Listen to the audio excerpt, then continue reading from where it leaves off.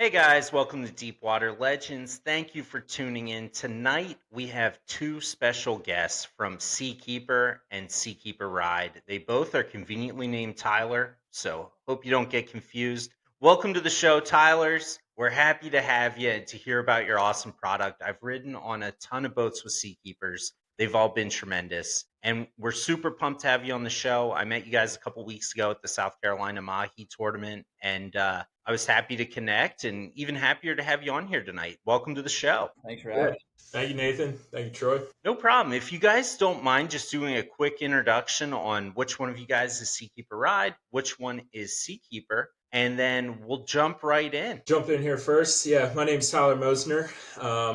As Nathan mentioned, I cover the gyro side of our business, specifically on the OEM team. So if you're looking for a new boat or a new build, you have questions about which boat or which model comes with a Seakeeper, how that integration or design, what that really looks like from a factory perspective.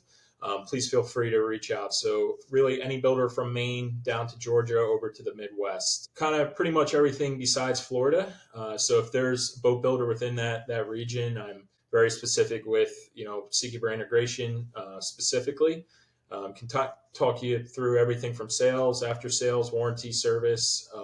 Kind of connect you with the right platform for your application.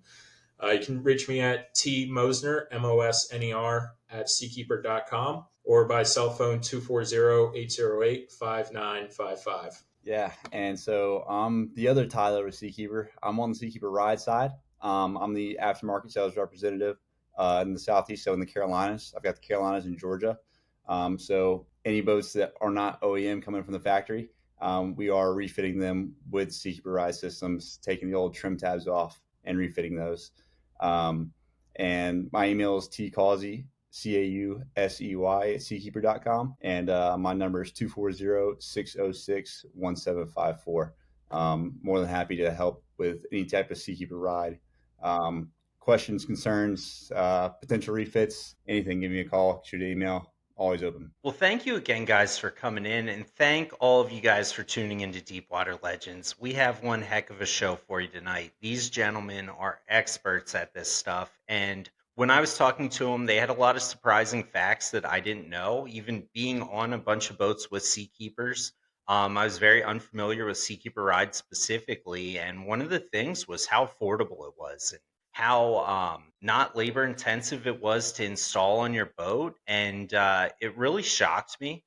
Before we dig in, I want to put a thank you to Magic Tail Outfitters. You guys make the best rods and tackle in the game. If you don't already have Magic Tail Outfitter, Who Magics, or Joe Shoot Lures, I highly recommend them. These things slay. Their fishing rods are the best. Make sure to like and subscribe. So let's cut in and get deep with some Seakeeper. So the Seakeeper ride. I was talking to you the other day at the Mahi tournament, and you were telling us like this is the price point it starts, and I just couldn't believe it. Like in my mind, when I'm hearing Seakeeper, I'm thinking like, oh, these are only super exclusive, very expensive. And when you told me the price, I just absolutely couldn't believe it and the value that it adds to the boats and much smaller boats than you'd put a traditional Seakeeper in per se. At least in my viewpoint from what I know. And then I talked to you about Seakeepers, the traditional ones, and I was like, wow, they make these for other boats also. Like this is incredible. You don't need a 55-foot Viking for one of these things. They're putting them into a lot of center console boats. They're getting them down in price and making them a lot more affordable and available for the regular boater out there. And it's incredible because if you've ever been on a boat that had a Seakeeper, you know it's like nothing else. Like, I mean, you get on there and you're like, oh my gosh, like this is a game changer here. We can go out in weather that we could never go out in before. Tyler from Seakeeper Ride, do you mind telling us like what's like the starting point for these? What are some of the features and what are the benefits of doing it? I know a lot of people aren't used to seeing Seakeeper Ride. I know you guys are fairly new to the market, and what are some of the benefits and facts about it that these folks can learn about? Yeah, so Seakeeper Ride system, we're starting at $4,500. That's the 450 system. 19 foot and above, that 19 to 26 foot boat, that's where that 450 system is specialized. getting in there at $4,500 for the system itself, not including installation. We have lots of local dealers, all the way through the Carolinas, all the way through the Southeast, that are more than happy to do installs. They've done many of them. So we're picking up pretty heavily there. It's a newer product, so it's been on the market for just over 2 years or so, and we've caught traction fairly quickly, and it's something that Tyler and I can both attest to, as we are able to use the product on a daily basis. As one of my best friends has a 32 container with Seakeeper Ride on it. He specifically has the 600 system on it, and that system is 30 to 36 foot.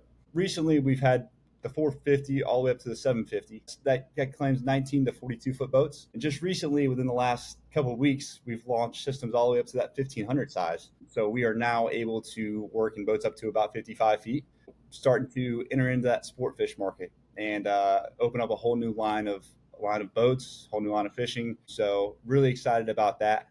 Overall, the system itself, it's not a trim tab, it's a vessel attitude control system. So that's the biggest difference there. We're taking 1,000 calculations a second, making 100 adjustments a second to basically keep your boat on that center line, riding as level as possible, as smooth as possible, and make your life on the water that much easier. That's incredible. I can't believe the cost of that. Yeah, $4,500. That blew my mind when you told me that. Also, when you were talking about the installation process, how it's pretty seamless, that anyone can go do it. You just pop the old trim tabs off, and I don't want to call it a trim tab because you just described it so well, but you put that right on, and it seems like a very simple, installation process. Could you tell our listeners a little bit about that? Yeah, absolutely. Super simple system. Installation process, we've got our software module that's going to go in the helm of the boat. That's what's actually taking your readings and calculations and measurements there.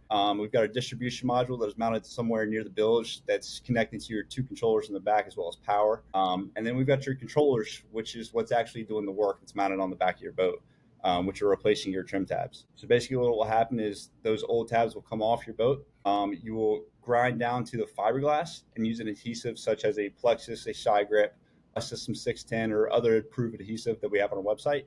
They're actually adhered to the back of the boat. They're not through bolted, anything like that. Kind of spreads out the, I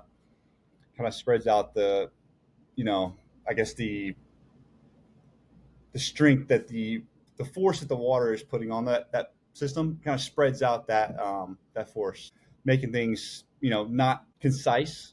So where you have 2 or 3 through bolts into the hole.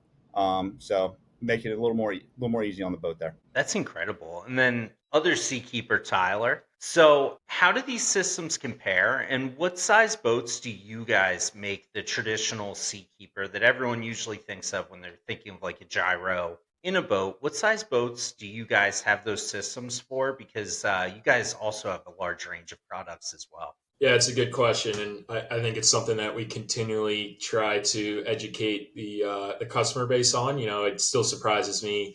The Seakeeper 1 has been out since 2022, so give or take, 3 or 4 years now.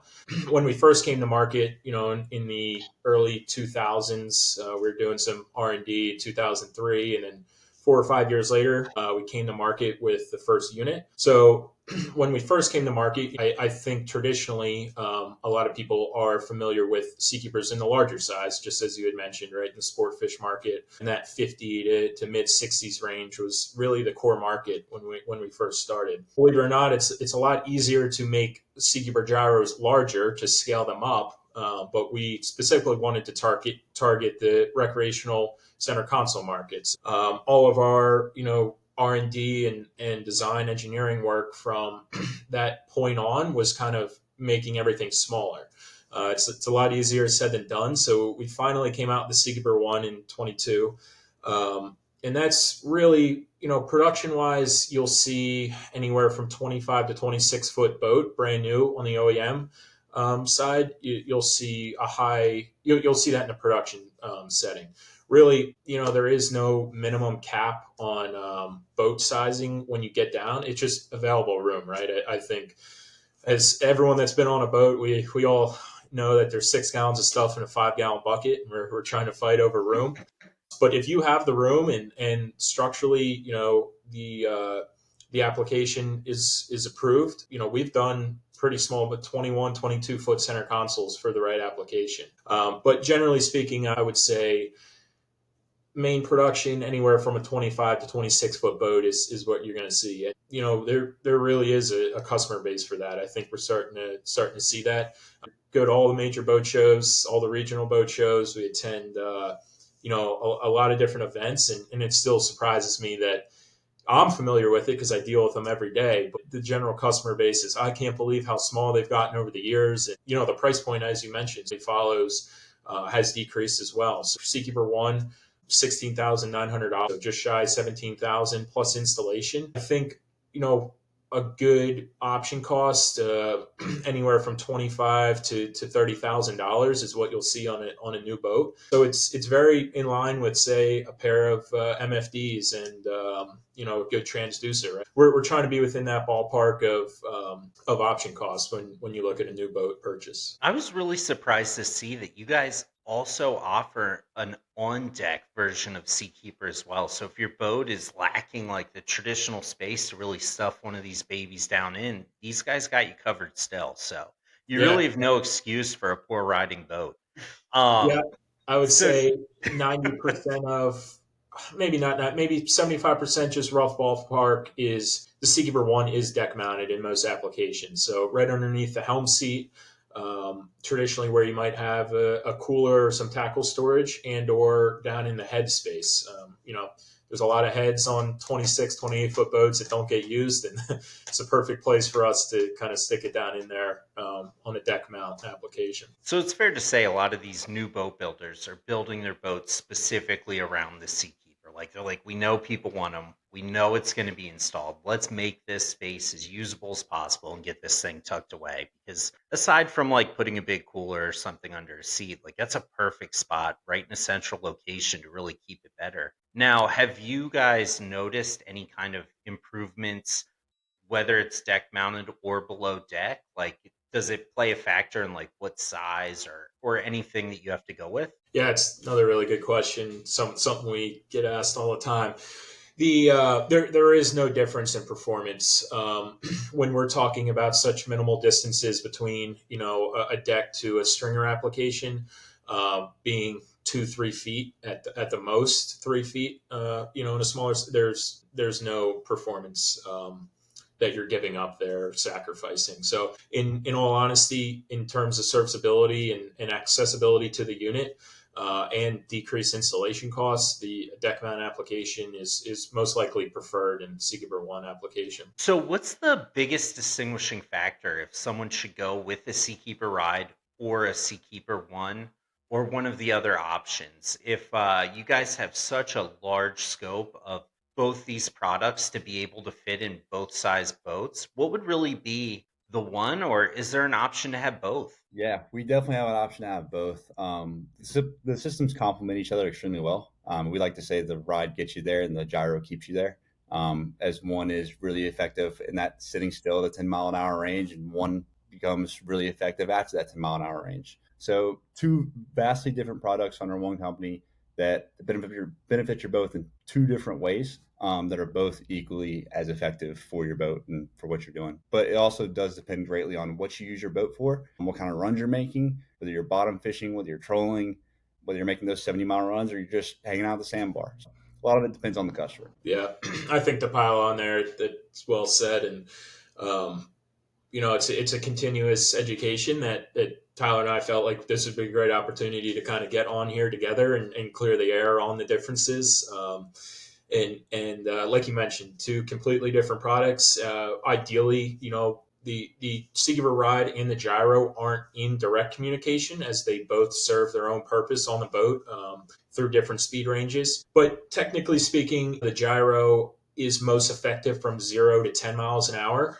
You're going to see a majority of your roll reduction within that speed range. Not to be said that there isn't benefits at certain speed ranges in certain sea conditions, say you're troughing a beam 2C, right? But primarily, you know, the gyro is focused 0 to 10 miles an hour, and then the Seakeeper Ride system will pick up after that. Just as if, you know, your trim tabs would offer no benefit at 0 miles an hour, Seakeeper Ride system and gyro complement each other. So with the Seakeeper Ride, can you adjust them with traditional buttons like you would a trim tab to like kind of adjust your steering and your yaw, like when you're like going for these long runs out to like the canyons or something like that? Yeah, absolutely. However, you can add bias to the system to optimize your running angle of the boat.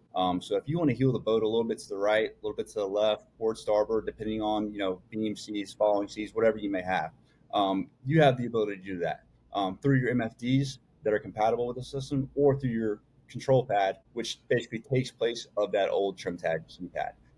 You'll have 4 arrows on it.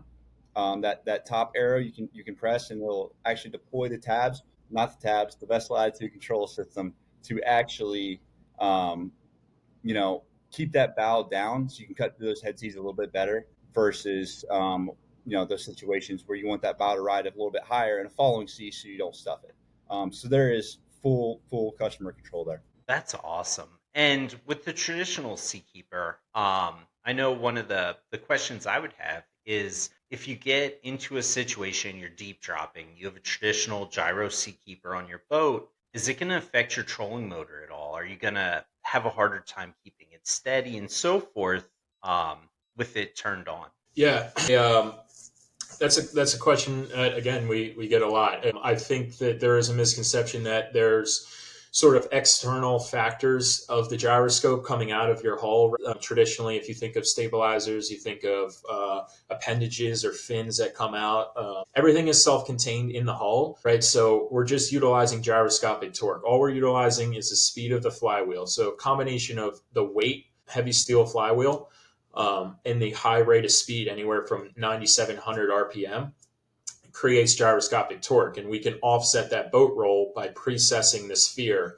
The rate of precession, how fast we move that sphere on its gimbaled axis, is going to depend on the sea state. So circle back to your question there, I think it is not going to alter your drift speed or say your trolling angle direction.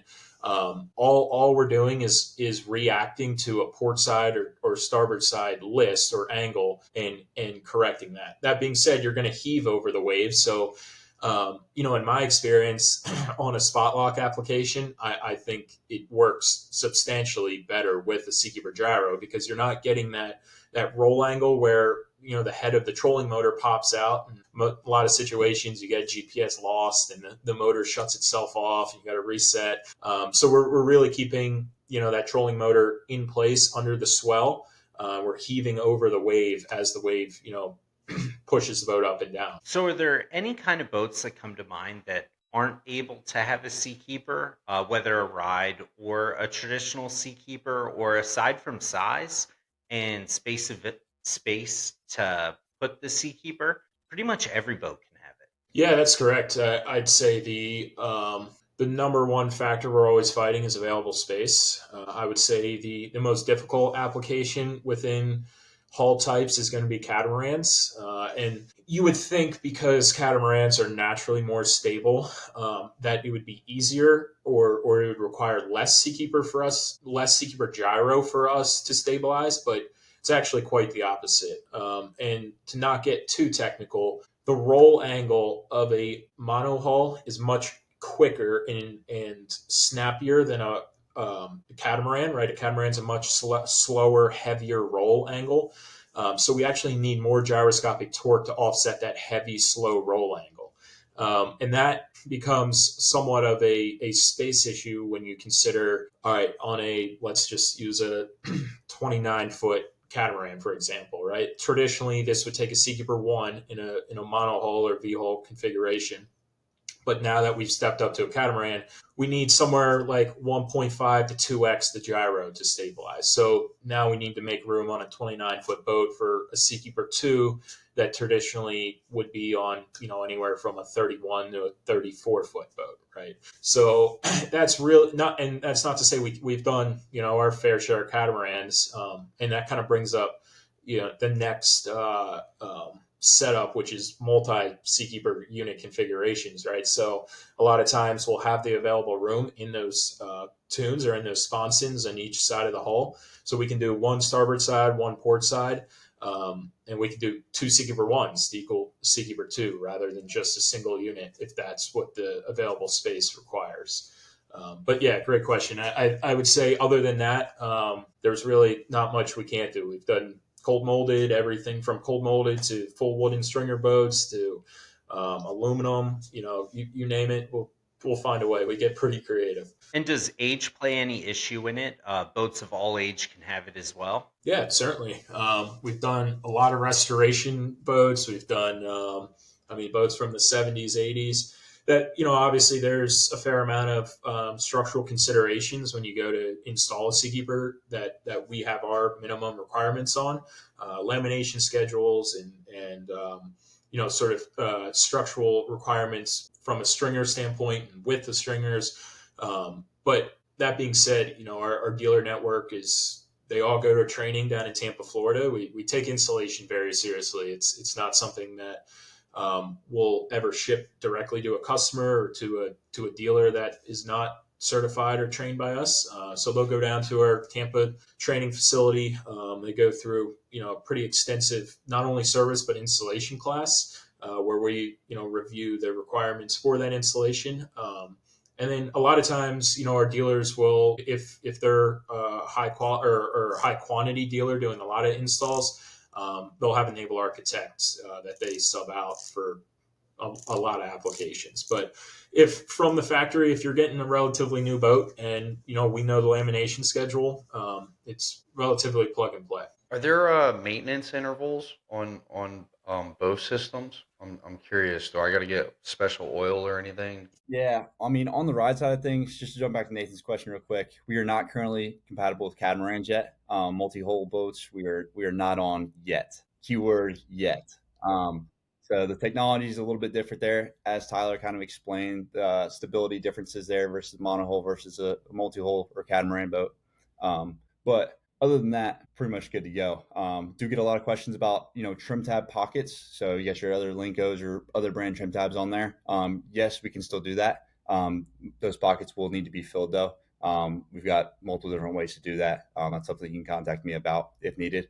But as for maintenance too, the ride system is fully electronic. So no hydraulic fluids, none of that. Don't have to worry about any of that there. Our actuator, everything is sealed off in there. So really the only maintenance we have on the ride system are 2 zincs on each side of the controllers. And those can be changed somewhere in that 6 months to a year. We'd like to say when you do that 100-hour service for your motors, that's about the time you can change your zincs, depending on if you leave the boat in the water or if you have it on a lift or on a trailer. And are the Seakeeper rides dealer install only? Or is that something someone can tackle at their house? We Not like saying to say just anybody, but like if yeah, you have yeah, somebody that's like really capable, like yeah. are they able to tackle it, or is it something that's like, hey, you want to take your boat to this dealer location, they'll install it for you, and you'll be We highly recommend customers to take it to their dealer and have the dealers install it. Not to be said it can't be done, but we do highly recommend, just because dealers have gone through extensive training through our online course. Most of the time had training through our FTRs. Our installers would go out there, help them, show them tips, tricks, pointers. So the last thing you want is a install that's not 100% correct, that causes the boat to list or lean to one side or the other. At the end of the day, you want a perfect install to allow your boat to ride that much better. Absolutely. And then how are the service intervals with the traditional Seakeeper, like the gyro? I know you guys are vacuum sealed, and Yeah. it's got a lot of scary words to it, but I've had a lot of experience with the systems. They actually didn't require as much as I thought that they would. I know reading the pamphlet, it's like, oh my goodness, like what kind of spacecraft technology am I putting in here? Yeah. Can you walk us through, like, hey, someone gets this on their boat, this is what we recommend, and this is how it's done? Sure. Yeah, there's certainly some components at play. Obviously, to reach these high RPM speeds and create this gyroscopic torque, we do need a factor of technology in here. And the good news is the expensive components, the bearings, the drive motors, the flywheel, they are, as you mentioned, vacuum sealed, right? So the benefit to that is keeping it out of that saltwater environment, right?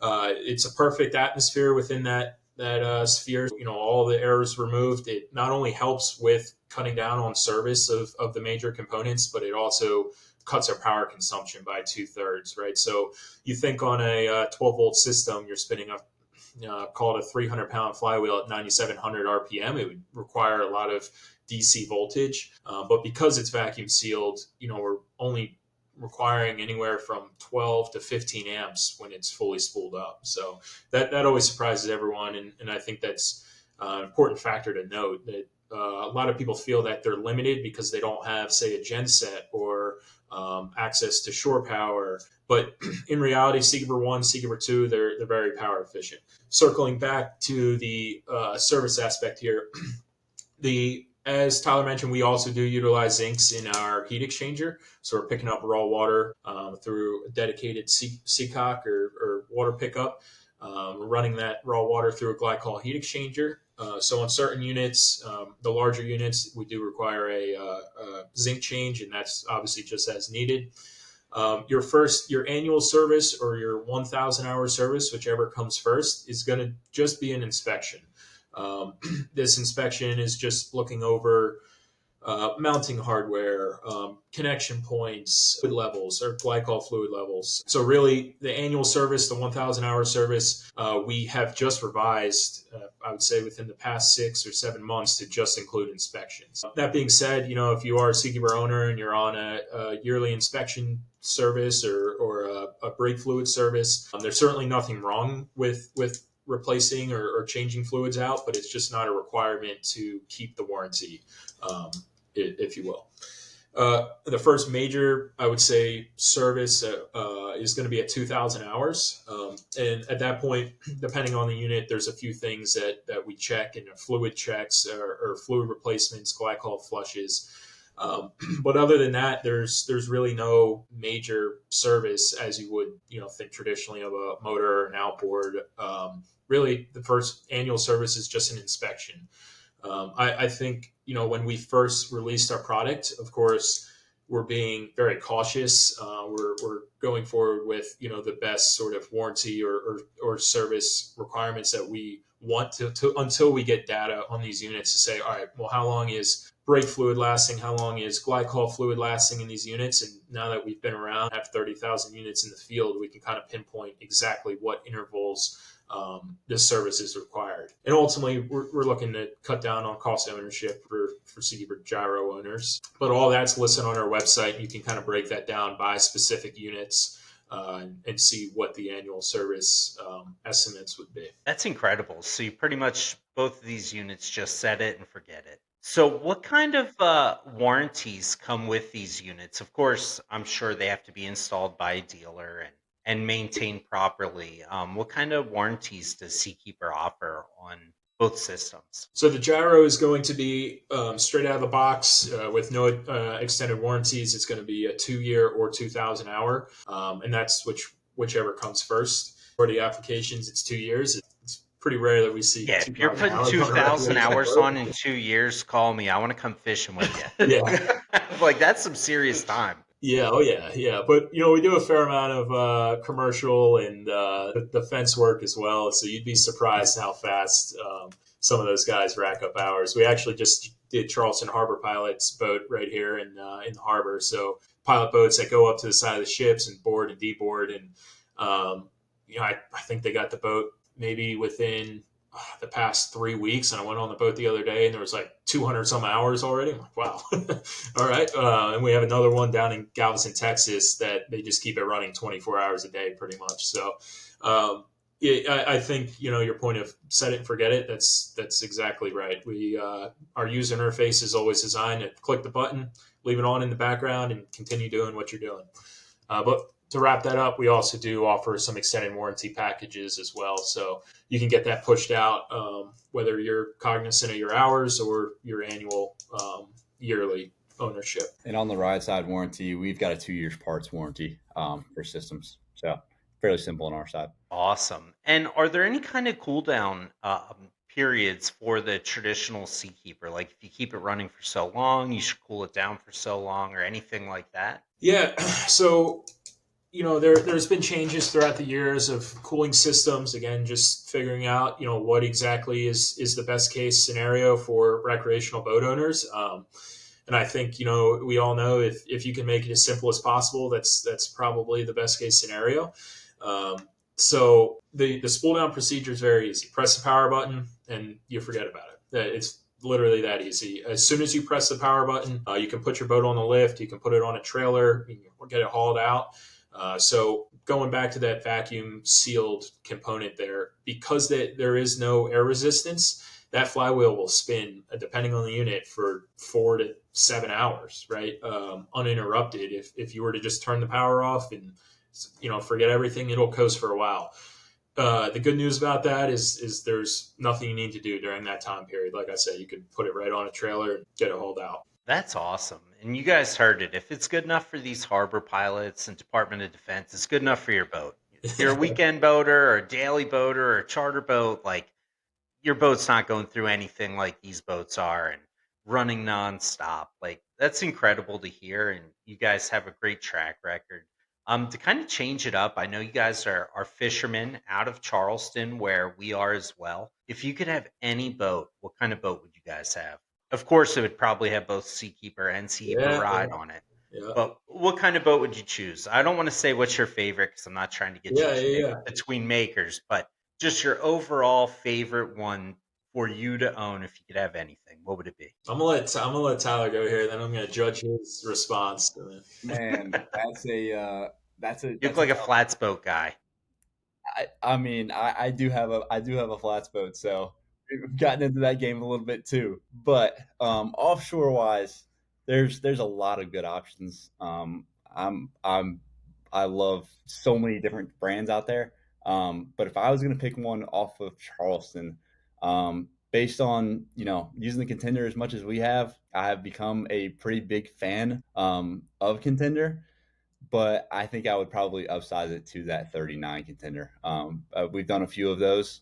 We've put 750 quad system, Seakeeper ride systems on some of those 39 Contenders that I've been fortunate enough to ride on, and the boat eats. It's something that's fast. I mean, you pair it with trip quad engine configurations.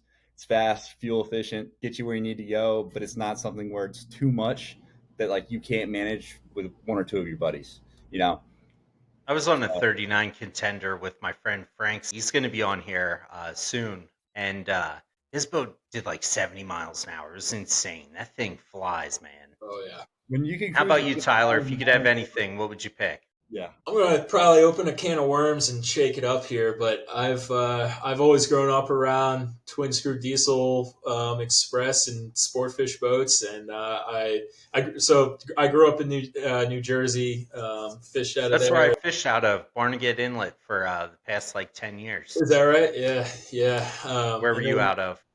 yeah, I was at Point Pleasant area, Barnegat, Ocean Okay. City. Yep, yep. Then my parents moved down to Ocean City, Maryland, when I was in college. So grew fished the rest of my childhood out of Sunset, a marina there in Ocean City, and I've just always been around. That the last boat I ran was a 35 Carolina Classic with some Cummins in it, and I'm a firm believer that those props and that diesel engine noise they raise billfish, and I would have to go with I don't have a ton of crew around here, so something in the low 40s range, express style, I think I also like to have a microwave too. I like hot lunch and Oh, yeah. You guys are cheap dates. I'd go for like a 65 Spencer any day of the week. I don't care if I have the crew. I'll find them. hey, All you gotta do is put a post out on the internet. You'll have everyone down at the dock. You'll have too many people. that's You'll true. sink That's that boat true. with fishermen. you got to crew with everybody. I'm with you 100%. You Yeah, can't you do guys can rough it out there in your center yeah. console That's what I and always. small boats. Like I'll be out there living it up in something big. My Tempur-Pedic mattress, right there. Yeah, no, I'm with you. I was on a 90 Viking up in Nantucket 2 years ago, and I was like, okay, this might be too big for fishing, but not too big for me. I could fish it. Like, if anything, it could be a couple feet longer. Yeah, I can make use of all the room. That's for sure. There's a reason boat So, owners just keep going up, right? exactly. I mean, every time I get on a boat, I'm like, if only this thing was 10 feet longer, it'd be even better. So, you guys are fishermen out of Charleston. What's your favorite kind of fish to target? What do you guys like to go after? Man, oh gosh, there's a lot of possible options for this answer here out of Charleston. We've got a wide variety of species that we get to go after. On a daily. Don't worry, the fish aren't buying Seakeeper rides. You can Yeah, you can pick and choose a favorite here. I don't have much experience doing it, but Tyler was gracious enough to put me on a blue marlin recently, and we hooked up on 2 blues in a day, and I can't stop thinking about it. So I'm fully addicted in the marlin fishing game, and I'm going with blue marlin all day, every day. Now you're speaking our language. I like it. Yeah. How about you, Tyler? Are you a blue man, marlin I'm gonna guy have to too? If you piggyback. could pick anything. I'm going to have to piggyback to blue marlin, but I will say, moving down here and being exposed to a new fishery, more or less. I mean, wahoo fishing's been a lot of fun too. It's just a whole new type of fishing for me. We're fishing the planers and live bait and all that stuff. It's been fun. We've put some decent wahoo on the deck, and I mean, they're phenomenal eating fish. So, but there's nothing like a 50 on a hot blue. I will say that. Yeah, I moved down here as well from up north, and I love wahoo fishing. Same thing. Not really a thing up there. You'll catch them occasionally, but I'd still have to go with like a big eye, man. Big eyes and yellow fins. Like that fishery's just unmatched. Like you can just sink the boat in tuna up north in the late summer, early summers. No longer can you do it in the early spring because only bluefins, and Noah put a hit to that one. But they really that's a fishery that I miss. But wahoo and marlin down here are awesome. Lately we've been doing a lot of like deep drop swordfish, and I absolutely love that. Everyone's like, this is the most boring thing ever until they bite. Till they bite. And then once they bite, it's going to be the most depressing thing ever once you lose one. Yeah, I know. We need to get with you on that one. It's something that Tyler and I have been talking about for a while now, and we definitely want to target some swords for sure. I haven't done it out of Charleston, but it's been on the bucket list for quite some time. We just got to find the time to go out and do it. Let us know. We're game anytime, man. Have LP will travel. Hey, we got 0-degree rod holder swivel. We will travel with you. So but yeah, our magic tail swordfish rod is ready to go. Yeah, they look sweet. Like we awesome. get our baits flown in and stuff, so we use eels for everything for deep drop down here, just because they're so sturdy. Like I got tired of dropping squids. You'll get spinners. You have ones where like you're pulling up just an empty hook and you're just fishing on credit. Nothing's worse than sitting there for hours looking at the rod. You're like, I'm not getting hit. Lift it up and it's an empty hook, and you're just like, oh no. And like then after getting like an LP and stuff like that, it's so much quicker because like, okay, now we can check it every like hour or so. But like when we were hand cranking them, it's like that sucker's staying down there till it gets bitter. We're going home. Yeah, until it loses rock, paper, scissors. Yeah. Oh yeah, but once you lose a big one, man, oh, you're gonna cry. It's so sad. I know it. We lost like a 500-pounder at the boat, like up in New Jersey one night, and it was so sad. It was like after like a 4-hour fight. The only thing that saved it was like a 300-pounder coming in the boat afterwards. But I mean, the whole time we were fighting that smaller one, we were just like, oh my gosh, like I know. pulled the hook right at the surface. Nothing breaks your heart like a fish. Tell me about it. Yeah, like I have nightmares over it. My wife's like, what's going on? Is it PTSD? It's like, yeah, but not over war. It's the fish. I saw this little fish in my dreams.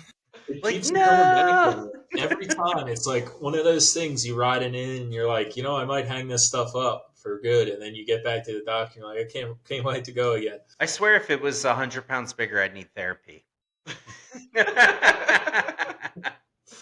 Tyler and I were just, when did we go, Todd? Sunday? Yeah. We're doing a little cobia fishing and went out to Comanche and just had a pretty chill day. And we brought some live bait with us and created quite the scene behind us. We hooked into a couple APs and real nice APs. So that was my first time actually catching a sizable AP and keeping it and eating it. So it was good.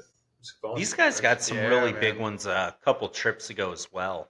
like probably around like 20, 25 pounders. They were really big. Beautiful And fish, man. Yeah. like, I mean, they were just on them. Like they had 5 or 6 to the boat at a time. Like Yeah. it was just nuts. We had You never Cody know on what the the ocean boat. brings in. Then the sharks come in, dude, and it's Oh, just tell you me got to about move it. to another spot. It's like, dude, we were just catching APs. Like it's. And then the sharks followed you to the other spot, and you're like, oh Oh, man. no. Yeah, I know. We have a The trolling shark motor on problem that. around the South has to get addressed. Like, I mean, we talk about this every episode. Like, it's like something has to happen. We need Gordon Ramsay or some professional cook to come down here. We'll get you as much shark meat as you need to practice with. Make something good and edible with it. Let's teach these restaurants. Let's make a sustainable fishery for them so we can deal with this problem. Because It's good. 50% of our fish get sharked. If you prepare it right, it's very good. Absolutely. It's just getting the general public on board. And I think by having like a professional chef do it and then introduce it to restaurants is the way to go because then it makes a market for it. Because like just having a couple guys like us and you guys like keeping them here and there isn't going to put a dent in the population. But really in like the early 2000s, they really put a hamper on shark fishing and demonizing it. And I know like we're talking about the opposite of conservation right now, but like they really need to do something to conserve these other fish and ultimately to continue the sport of fishing because the fish like we're losing 50% of fish coming up to the boat just due to these sharks all over the reefs and it starts at 10 miles out and goes all the way like And we're we're getting sharked talking on wahoos and marlin and all kinds of stuff. red snapper, grouper, all these fish that are extremely regulated. You're trying to bring up to the boat, and they're just getting sharked, killed just like that. And Yeah, it's sad to see. Yeah. Very.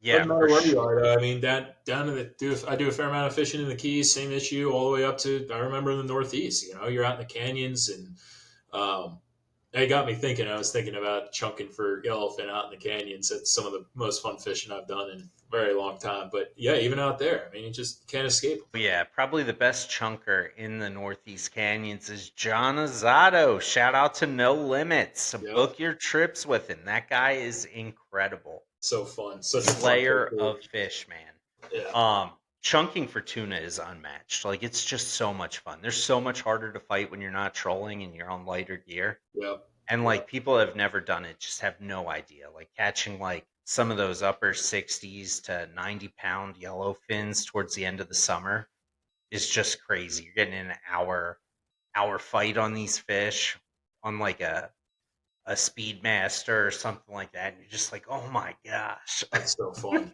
It's so fun. I would take it over trolling any day of the week. Yeah, me too. You But I guys, do love you some all trolling. fish?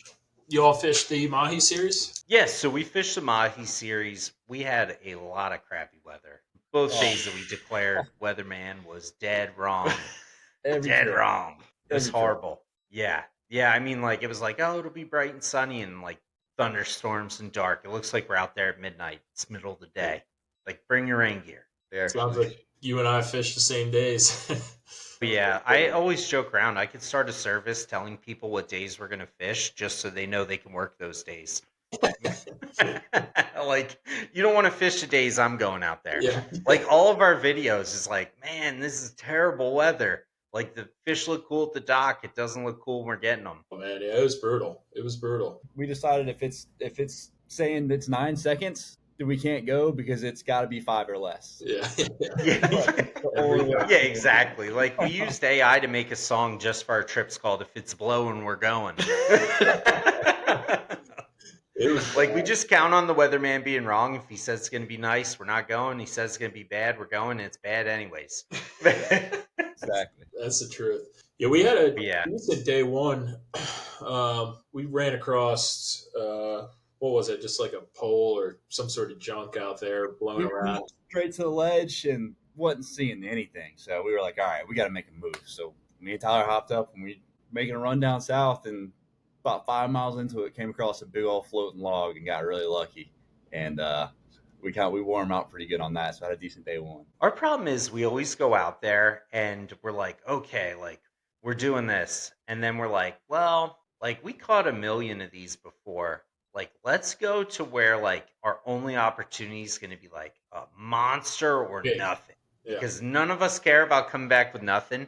I'd rather come back with nothing than a bunch of 10-pounders.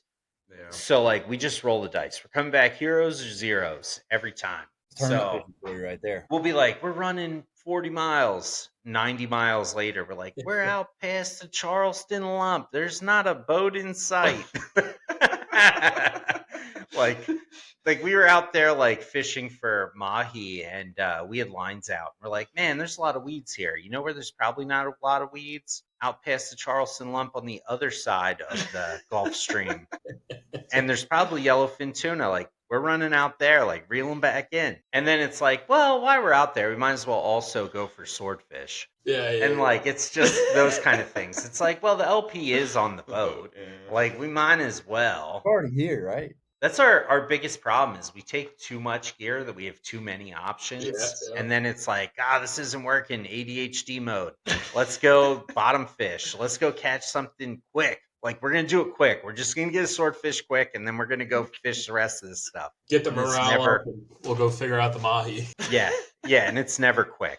It's like, like we hooked into something and fought it for 4 hours, and now we're exhausted and don't feel like trolling. Stuff like that. Every time. Same with us. We brought the marlin plugs, and I think we got a little bored. I think Tyler and I were both on the same page. We're like, man, second day it was getting slow. It's like, let's go marlin fishing, and hopefully big bull piles on one of these 9-inch plugs or something. Who cares? Let's go. I don't think I've been on a trip this year that we didn't go past the Charleston lump.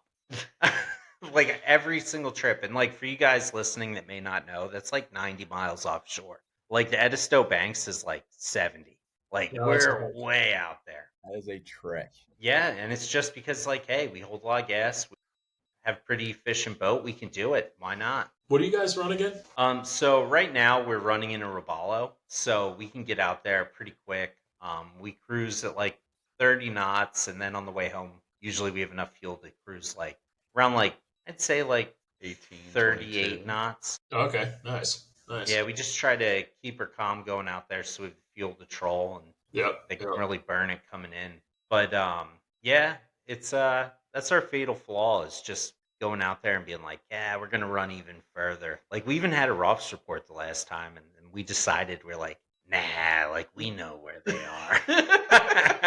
And then we got out there, and it was rough as heck, man. Oh, yeah. Like it was so bad, and it was like, we better turn around. And then it was like a 5-hour run back in. It was like, Yeah. It had to have been one of those same days. I think, what was the second day we fished, Tyler? What day of the week was that? It was like a Sunday, I want to say. So it was a Sunday. Yeah. But we did the same thing, pulled Ross report, we fished around it where we were supposed to fish, where they were supposed to be fished, and we were like, we know better than Ross report. Let's go somewhere else. Exactly. You do one pass through it, you're like, the Roths report was wrong. Like, I'm not doing this.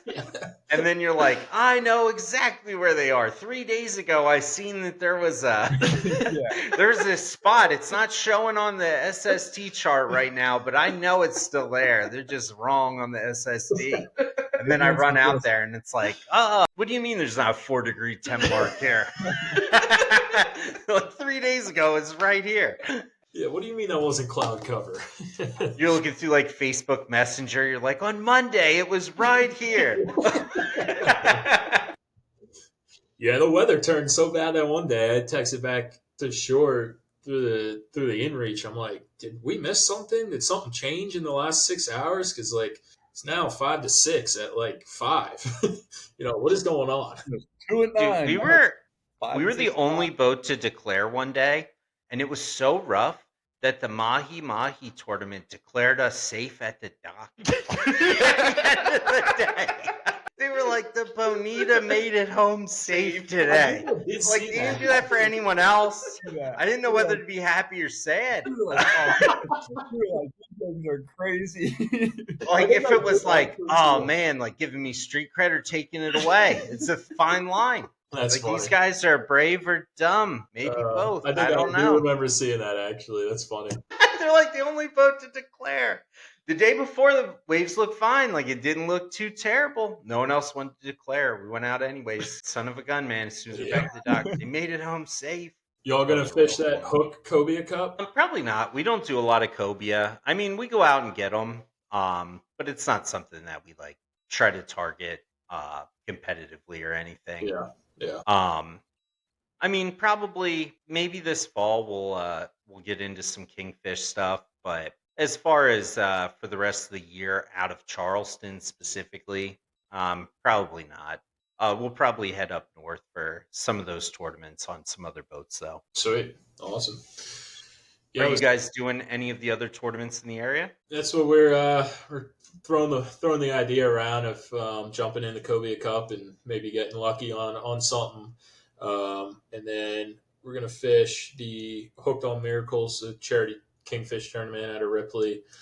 Um, but I think that's probably about it. I'm gonna jump up to White Marlin and Mid Atlantic, fish up there for those tournaments, and then Tyler's. What, you're in Big Rock right now? Yeah, I'm at Big Rock right now. I just got up here today, so I'm here for the next few days. That's awesome. Well, if you see the guys from MJ's, tell them we said what's up. We'll do for sure. And same with the White Marlin Open, man. You'll see them at the scales every year. Those They're guys are awesome. slamming it. Awesome tuna boat there. Those guys know how to tuna fish. Shout out to Dante and Mike Yako. Dante's the guy from Magic Tail, actually, and Joe Shoot Lures. Incredible fishermen. Those guys just cleaned up down in the Bahamas. They did really well, and now I'm assuming they're going to do pretty well out of the Big Rock and also the White Marlin, Mid Atlantic, all the other ones that they do. Those guys are incredible. Yeah, they can fish for sure. Beautiful boat. I do want to give a shout out to Lance at Fish Flags USA. They make beautiful fish flags. They even made one for Troy with the skunk on it. Yep. So makes a great gift if you have a friend that can't fish or if you want to bust his butt. That is the perfect flag for it. They'll even put his name and boat name on them. But they have realistic. They have the regular old traditional flags. These flags are incredible. They're really good quality. They last a long time. Highly recommend them. Before we wrap this thing up, do you guys have any other information on Seakeeper or Seakeeper Ride that you think is important for the listeners? Do you guys do a lot of these on freshwater boats? What's new and up and coming? If you can talk about anything like that with Seakeeper, can you put them on bass boats? What's all the other stuff? We want to know everything we can. Yeah. I'll kind of just full circle kind of wrap up and answer a couple of those questions. Yeah, but please reach out to me. If it's not a new boat, you can reach out to me about a retrofit. We're a pretty small, tight company, sales team here. I'll be sure to get you in contact with the right person. If you're looking for a demo in the area, in the Charleston area, we can certainly make that happen as well. We can make a demo happen anywhere. We got full customer boats and demo boats and Seakeeper boats everywhere. So yeah, don't be shy. Reach out. And we'll figure something out there. New and upcoming stuff. I would say really the our mission is always more stabilization, more gyroscopic torque in a smaller package, right? So I would say a majority of our R&D and engineering efforts go to making those units more compact and making them include more gyroscopic torque, right? So you'll see our new product, our Seakeeper 4, 4.5, our Seakeeper 10, and then those all are complete redesigned ground up units. And if you compare the specs to output torque and footprint compared to a legacy unit like a Seakeeper 3 to a Seakeeper 4, you'll see what I'm talking about. We try and reduce the volume but increase performance. Other than that, freshwater boats, yeah, of course, we do a fair amount on the Great Lakes. It was something that was never in my ballpark really growing up on the East Coast. I'd never spent time out there, and I was kind of, lack of a better word, ignorant to how serious it gets out there. I went out there my first time with Seakeeper, and the wind switched immediately, and the next thing I know, we were in like 4-foot swells, all wind driven, so super tight swells. I'd say Great Lakes are a huge core market for us.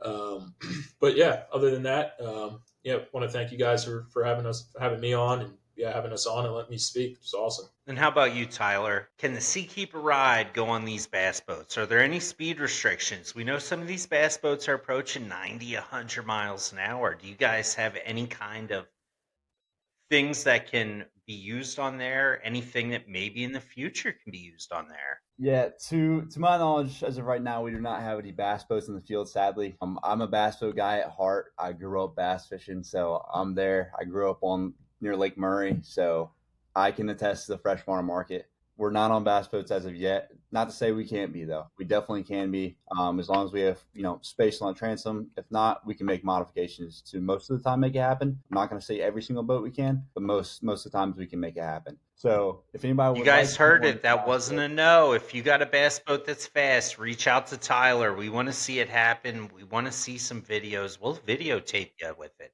Doesn't could be, matter. Let's could be make it happen. Someone I'd with one like of to make it those happen. 80, 90 mile an hour bass boats. We can Let's get in do touch with this. engineering on that, and we'll see what we can do. But it's never a no, so we'll see there. But freshwater market, it's definitely there. I mean, I know how rough some of these lakes can get. Lake Murray, a lot of these lakes around here are big open bodies of water that can get rough. And Seakeeper Gyro, Seakeeper Ride can definitely be beneficial there as well, not just on the coast. So, but as for things coming up new, I mean, we just launched our new systems, including the 900, 1050, 1125, 1275, and 1500. So, I mean, as of right now, we're up to about that 55-foot range. We did a test recently. Tyler was there to see it too on a 53 HCB. I was kind of some prototype testing before we released it, but we saw phenomenal results. So, those 4-foot, 6-foot days at 6 seconds with those bigger boats, I mean, I think it can grow and expand those fishing days greatly, and make it more comfortable and a lot more safe as well. Are there any So, boat manufacturers that you guys have your eye on that maybe aren't partnered with you that you're like, hey, you're next. Let's do this. I mean, we want to be on the back of every single transom. I mean, that is our end goal, is to be on every single transom, be the only vessel attitude control system on the market. That's our goal. So, of course, everybody's a target. But as for the sport fish world, we're breaking into that. We'll see what happens there. There's a lot to be had there. But we've got lots of new OEMs, including Yellowfin, Tidewater, Sportsman. We've got a bunch. I think it's over 150 standard models now. So we are growing rapidly, and looking forward to keep on growing. That's incredible. Yeah, it's a good point to bring up there, Nathan. If you navigate to our website, you go to how to buy. Whether you're looking for a refit or a new OEM boat, you can go on our website and you'll see every single model that's in production, and which model it has Seakeeper option, whether it's ride and or gyro, both one or the other. So you can really narrow it down by size range. If you're in the market for a new boat that is 30 to 35 foot, list every single OEM that it's an option from the factory. And then we also have a refit database. So if you have a boat out there and you're unsure, you pop over there, put your boat in, and a lot of them are accompanied with performance sea trial reports, installation pictures. We keep a pretty solid database, and we also do have a lead intake form on our website. No pressure, fill it out. Hey, interested to learn some more? Here's where I'm located. Here's my boat, and we can certainly start the conversation. And if your boat's not on that refit list, don't be scared to reach out. Fill out that form, reach out to us. There's always things that can be made happen to install Seakeeper Ride system on a boat. And tell them Tyler and Tyler sent you.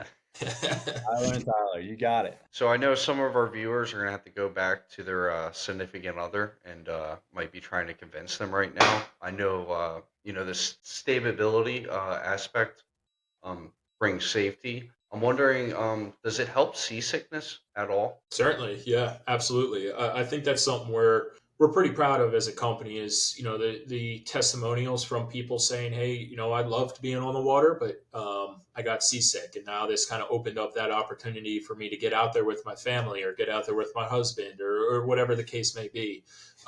It certainly does improve that.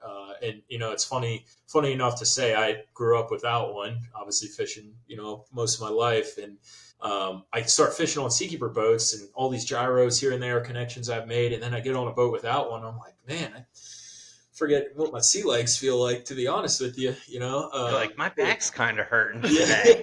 like this kind of sucks, not gonna lie. But yeah, it definitely does improve that fatigue, that seasickness feeling. We call it the wife keeper for a reason, so. Be careful using that one, guys. It's a double-edged sword. If you like fishing without your wife, I highly suggest not using that line. If you want to fish with her more, or it allow you to get offshore more, go with it. Because the last thing you want to do is put a damper on fishing days by having an extra anchor on board, if that's your situation. A lot of.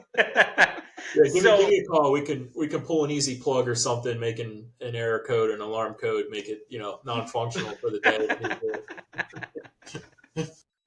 Well, thank you guys so much for coming on. It was really a pleasure talking to you guys and hearing all about Seakeeper. I just want to thank our listeners and let you guys know that reach out to these guys. Tyler and Tyler know so much about these systems. I'm sure there's so much that we didn't cover. If you have questions, these guys are absolutely great. They'll answer all of them. If you happen to have a boat, you need one of these things. If you own a boat dealership, you need to get in touch with these guys, whether it's a new or used boat dealership. Reach out to these guys. You can put these things on everything, and it will be a much better ride for your clients. If you don't have a boat yet, look for a boat that has a Seakeeper. It will be great. They are excellent rides, absolutely excellent to be out there with. Limited maintenance. You pretty much shouldn't even be doing it without one these days, especially for how affordable and reasonable they are for install costs. If you haven't already, please like and subscribe to our podcast. It helps us a lot. We do an episode a week. We have an interesting guest every week. Maybe you don't find them as interesting as us, but the good thing is the next week we'll have someone else and maybe you'll like them more. But we appreciate you. We appreciate all you guys along the coast. We appreciate you guys in Middle America, as well as all of our overseas listeners. We were very surprised to find that we have a growing audience overseas. And shout out to you guys in Australia. And we look forward to having some of you guys on here soon. Thank you again, Tyler and Tyler. It's been a pleasure. I can't wait to talk to you guys more. You guys are local. Next time you're back in the area, reach out to me. I got a bunch of Magic Tail Outfitter tackle for you. You guys can have some and outfit your boat. Thank you again for coming on. Thank you, listeners. Please make sure to reach out to these guys. If you don't mind, just give your emails, your names, and your phone numbers, and which product they can reach out to you for, and we'll close this out. Cool. Yeah, Tyler Mosner. Again, on the Seakeeper Gyro side, that's Tmosner at seakeeper.com, 240-808-5955. I'm the other Tyler Causey. My email is tcausey at seakeeper.com, TCAUSEY, seakeeper.com. My number is 240-606-1754. I'm on the Seakeeper Ride side, on the aftermarket refit side. So if you have any questions there, feel free to give me a shout. And thank you very much, Nathan, for having us on. Look forward to talking to you down back in Charleston, and tight lines. Yeah. Thank you guys for coming on. Once again, it's 8:30 at night. These guys worked all day. They're still in their Seakeeper outfits. They're still making time to come on here because they love you guys. They want you guys to have the best stuff in the industry and to hear it right from them. So it's really important, if you are in the market for this stuff, please reach out to these guys. They're great dudes. They're easy to get a hold of. They have all the answers that you need. And if they don't have the answer to something, they'll find out the answer for it. If you need an excuse to buy one of these, they can also help you with that. If they can't, reach out to me. I'll give you all the excuses you need to buy this stuff. I'm an expert at finding excuses to buy fishing and boating gear. And we're happy to help. Thank you again. Thank you, Seakeeper, for allowing these gentlemen to come on here. We appreciate it and look forward to being on more boats with Seakeeper. You guys are taking over the market. It's clear you guys are the best in the industry and second to none, and make an excellent product. I've had nothing but great success on boats that have had it, and I look forward to as well. Have a good night, guys. Thank you, Nathan and Troy. Thank you, guys. Good one.